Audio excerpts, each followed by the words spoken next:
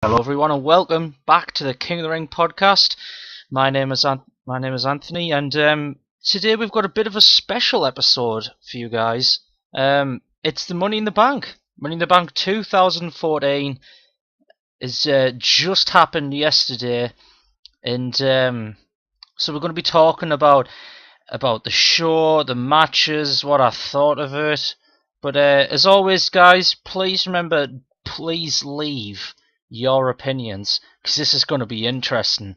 Because I've seen a lot of people talking online about it. Not a lot of people are too happy about the show. A lot of people saying that they're going to cancel the WWE Network subscription because they're just sick and tired of the same old shit. Pardon my French. But so we're going to start off first. So the show opens with a tag team match. Not only a tag team match, it's for the belts. So you've got the Usos, the champions, defending against the Wyatt family, Eric Rowan and Luke Harper. And,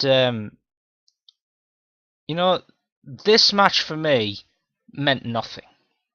I'm not interested in the Usos or the Wyatt family anymore. I think the Usos have had the belts. I think the Usos only really got the belts because they were on Total Divas and they were getting sort of over from Total Divas, and they thought, why not put the belts on them so they've got something to show when they're on Total Divas. And anyway, they did like the ending after it was pretty cool to this match. The Usos retained as Eric Rowan got pinned. What happened was the double. It was a double. Whenever I see that move, I don't know if you guys notice as well, but I always think Val Venus with the money shot. Like, I cannot think of anything else when they do. That's the most generic move ever. How can you beat someone with that? It's just the worst. But yeah, Usos retained. Not a match I was super into. I know some people would be more into it than I am. For me, the tag belts don't really have any meaning anymore, and plus I hate the look of them. They look crap. So yeah, that's that match. Make sure to leave your comments on that match. So we're going to move into the next match, which is for the Divas title. Yet another match that for me means nothing, and that's a shame because when Paige won the title off AJ Lee, I really thought, a change of the champion could like shake it up and be interesting. And it's been incredibly stale for me. I've just lost sight of what Paige's gimmick is. Like, what is her gimmick? She just screams and gets on me tits, and it's really annoying, and I'm just, shut up, woman. But yeah, Paige defeated Naomi, after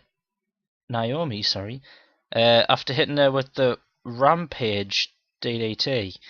That's such a bad name. It really is. I like how they use puns, but like, come on, that's just awful. Pretty standard match. I think they're trying to make Cameron like turn on Naomi, but I don't know what I don't know what they're doing. I don't care, to be honest.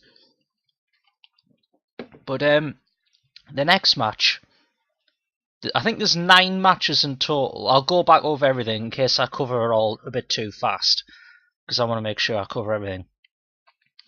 Adam Rose defeated Paul Revere. Revere, I think that's how you call it.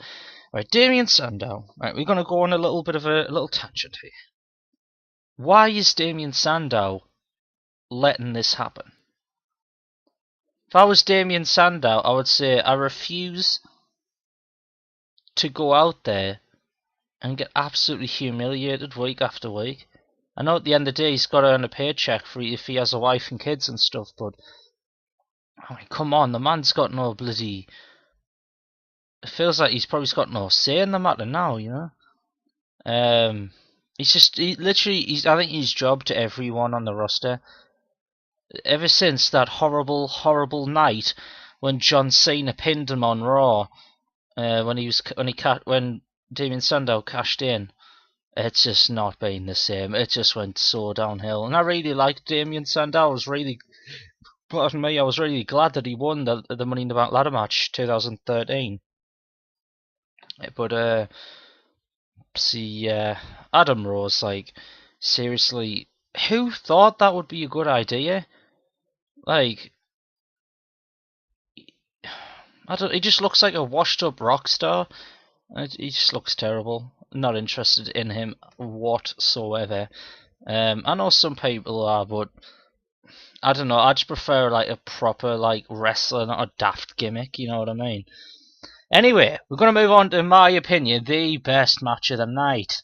All right, insane match, and it's the Money in the Bank ladder match for the briefcase. So Seth Rollins wins after quite a long match. Dean Ambrose, RVD, Jack Swagger, Dolph Ziggler, Kofi Kingston all put on a clinic tonight, and really impressed us. First match in a while that I've been like, that was a good match. I would watch that again. Because normally, once I've watched it once, that's it. I never watch it again. But I would definitely watch that again. Some insane spots in that match, and if you can come away from anything from this episode, I want you to go and watch that match and let them know that the King of the Ring podcast sent you, and you'll have a good time watching that match because it is insane. Kofi Kingston, him and Seth Rollins were on top of the ladder, and he flipped Seth Rollins over the top of him, landed his back on the ladder fell, he landed on that, and then clamped his head, and it was just like, this is amazing. Some awesome spots. Everyone did well. Dean Ambrose is hugely over. He almost won at one point. I really thought Dolph Ziggler was going to win. When Dolph Ziggler had like loads of momentum, and he got right up the top, I thought he was going to win. And for me, going into this match, I would have been happy with these people winning: Dolph Ziggler, Dean Ambrose, or Seth Rollins. I'm happy with any of them three, you know. And Kane interfered and helped Seth Rollins win, which I thought was a little bit stupid because it's not making Seth Rollins look as impressive by having Kane, of all people, come down and help him. And for me, I think they should have said, look, you're gonna do this on your own. That's gonna put you over as an incredible workhorse who can take all these people, fight to the end, and become the fighting champion that people would want to pay for. But that's just my opinion. So the next match is a tag match. These are literally just filler matches. These next three matches we're going to talk about. So you got Goldust and Stardust defeated Ryback. I'm going to be completely honest, I skipped that match. I just don't like any of them people in that match whatsoever. It was just god awful. I really should have probably watched it, but I just don't like it. Maybe you guys will agree. The whole Goldust and Stardust thing and Ryback is just terrible, you know. Anyway, we've got the next match, which had, I think, like a good spot in it. Well, I consider it a good spot where you got speared through the rope and you landed right on the floor. That was awesome. But Rusev defeated Big E by submission. Now, I don't think that having Big E tap out is good at all, because that's making him look weak. That's making the big guy look weak. If you want to keep the big guy looking strong, let him be pinned, right? Because tapping out makes you look worse than if you got pinned, in my opinion. You know, it's another Rusev match. I mean, come on, this is literally like a more like. This is more of the same shit we saw last year with Ryback, you know? Except Rusev's got more moves and, like, I don't know, he just doesn't look as generic, you know? But the next match was... Why did they put this match here? Right, I'm looking at the order. I'm looking at the order of all the matches when they came out. Why did they put Layla and Summer Rae and Fandango as special referee before the main event? What they should have done is got that shit over with at the beginning, and then have the Money in the Bank briefcase match second from last, and then have the Money in the Bank ladder match for the main event. But that's just my opinion. That's how I would have booked it if I was in charge. If I was sorting the thing out, I would have put the Goldust match near the top. I would have put all the matches that literally don't mean anything at the beginning of the show and save it all for the thing, because I think putting that Money in the Bank match in the middle, the next 3 matches after that, the crowd just sort of died down and eventually just died, you know. So Layla, Summer Rae, I just don't know what to say. I really don't know what to say, guys. In my opinion, yet another crap match that meant nothing. No one cares about. They're trying to make people care about, but it just doesn't work for me. Maybe that's just me. I just prefer good old wrestling instead of all these stupid storylines that they try to chuck on you. So the next part we're going to talk about is the big one. The big one. The main event. It is the Money in the Bank ladder match for the World Heavyweight title. Now, what I don't get is why don't they just call it the Undisputed Champion? Like, if you think about it, that would sound better. Because if you called the WWE World Heavyweight Champion, what about the WWE title? Yeah?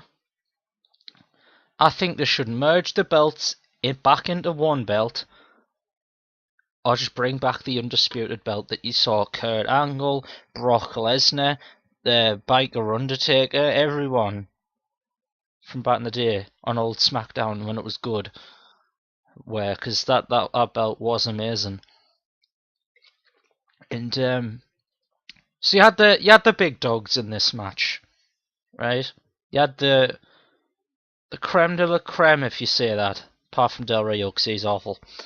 But I want to know, why was Sheamus in this match? Now, I know Sheamus has been in the last couple of Money in the Bank matches, but I honestly think they were like, we need like, because if you look at it here, John Cena's a face, Randy Orton's a heel, Roman Reigns is a face, Cesaro's a heel, Sheamus is a face, Kane's a heel, Alberto Del Rio, like, what's he? He's like Big E, like no one boos, no one cheers.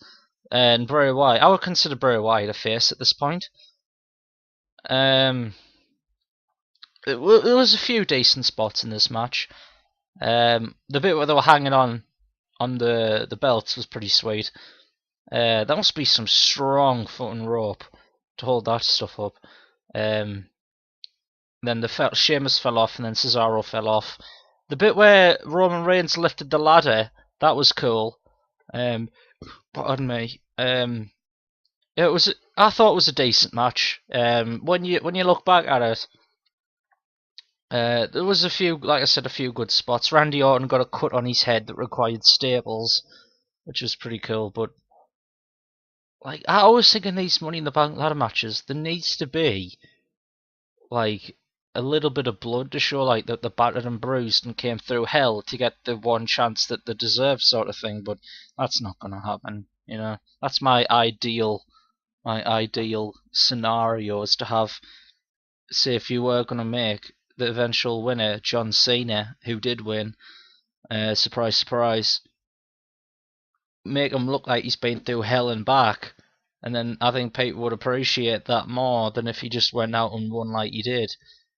Now, before I continue to talk to you about the rest of the match, let's get the elephant out of the room here.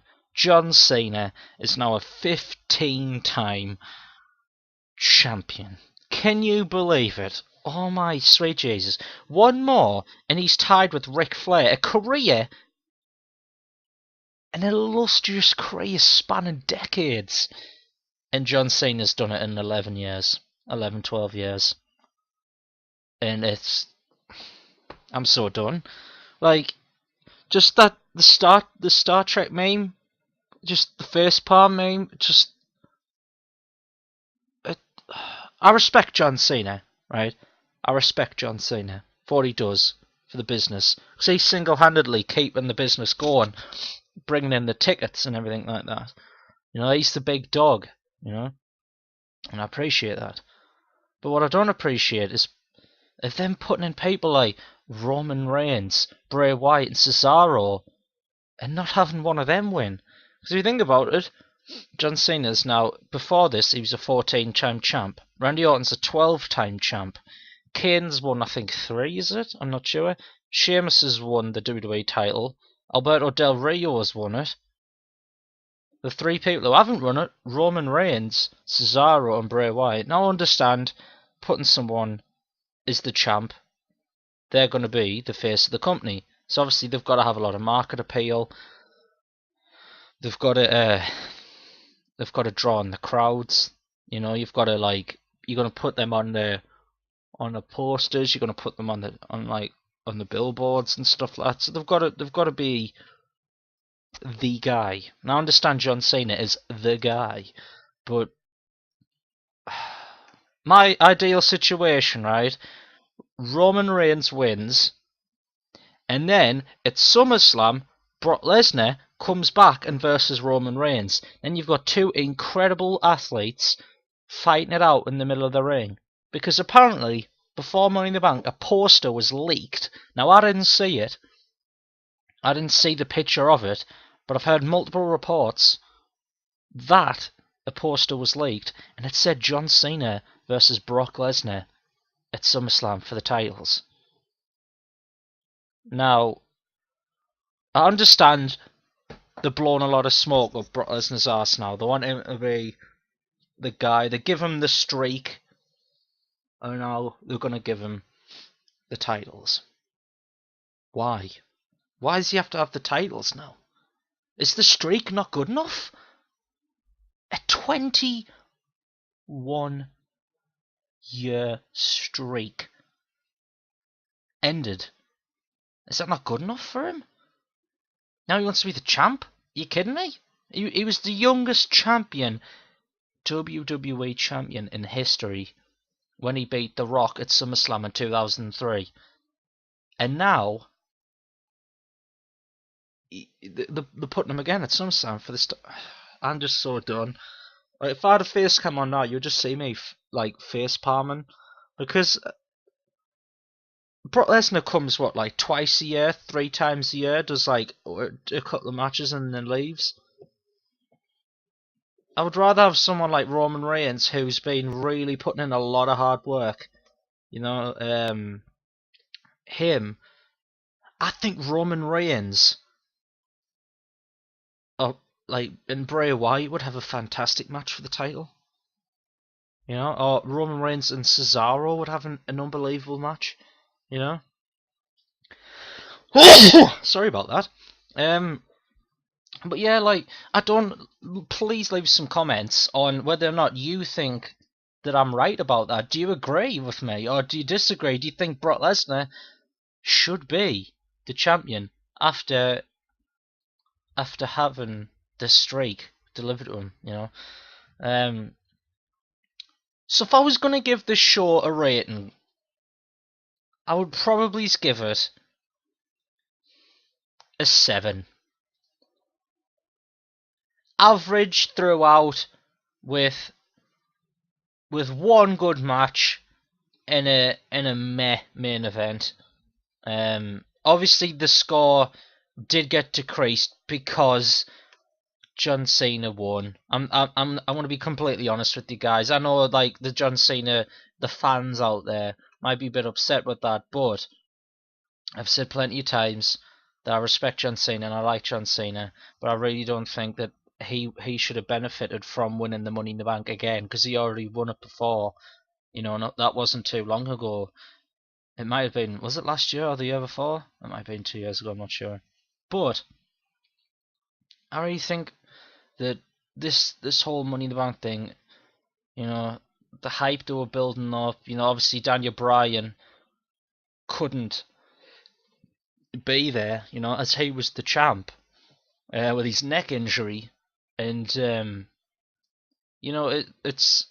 was sad, it was sad to see Daniel Bryan not be the champ on this show.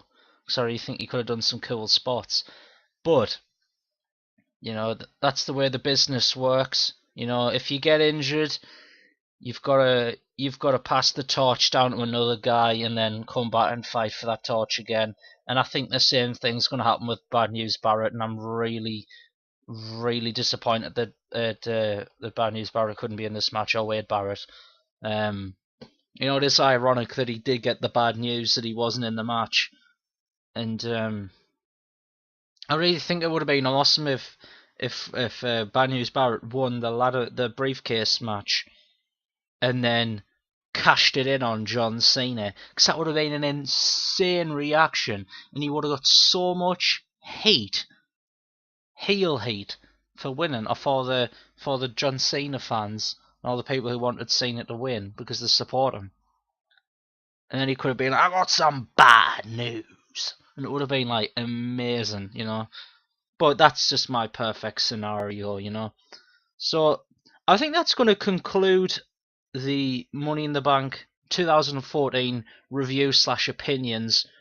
Remember, guys, leave your rating of the show. Is it 10 out of 10? Did you think it was one of the best in a while? Did you think it's 1 out of 10? Would you rather poke yourself in the eyes with pencils? Let us know in the comments. Make sure to like and subscribe, guys. That'd be awesome. Maybe spread the love on Twitter. That'd be awesome. I'll remember, guys, I'll reply to any comments either on Twitter or in the comment section below. And I'll see you next time. Hopefully, maybe the next pay-per-view or in between. And I'll see you next time on another episode of the King of the Ring podcast. See you later, guys.